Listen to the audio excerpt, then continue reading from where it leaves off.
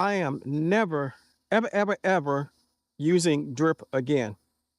You want to know why? Stay tuned.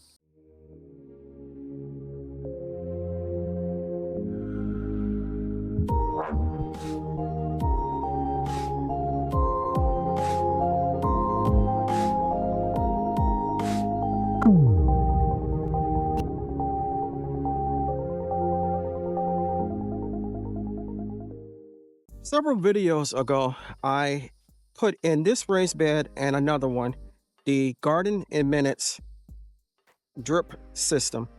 And it was to replace my drip system that I installed myself. Um, I installed the system when I set up my garden 3 years ago. And up until last year, and especially this year, there was never any problem with the drip.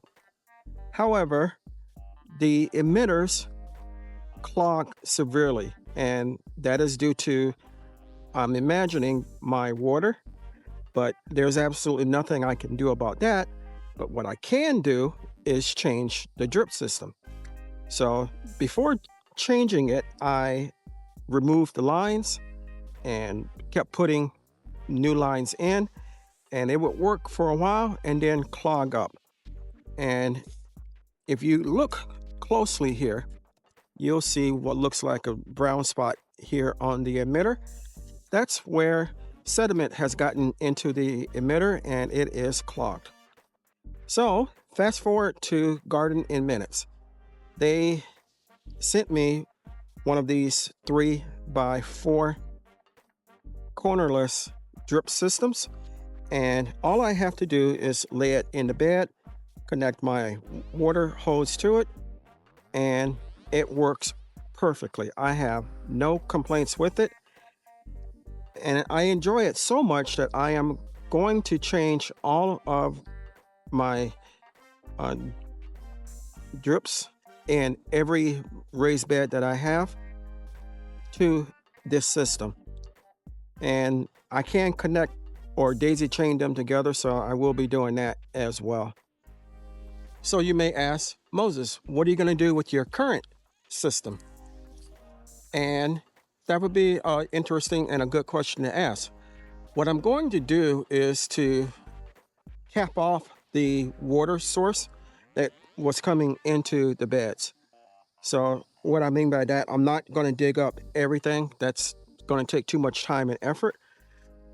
What I am going to do is to snip off here and put a end cap on. And I've already started doing that to a few. Let's go see. So on these 3 beds, I'll come closer. On this one, you see a end cap.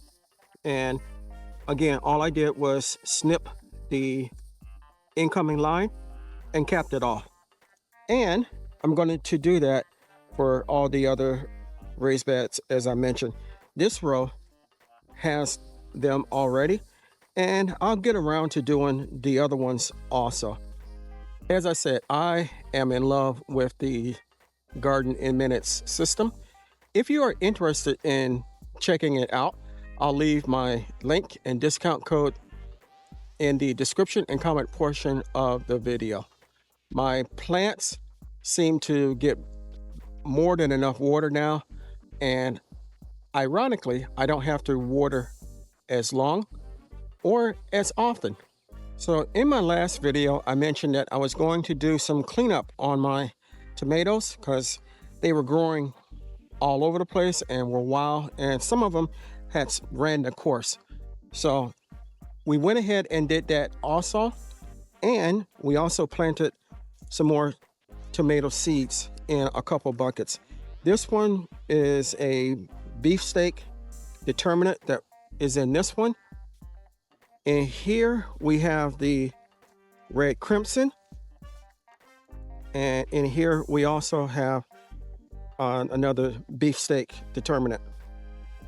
And unfortunately this morning, I also found my first hornworm in this bed here, or rather on this tomato plant here.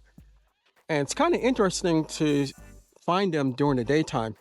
I really wasn't looking for it per se. I just happened to turn and look at the plant, and initially I thought it was a leaf that had curled until I saw the horn on it. So I went ahead and dispatched it.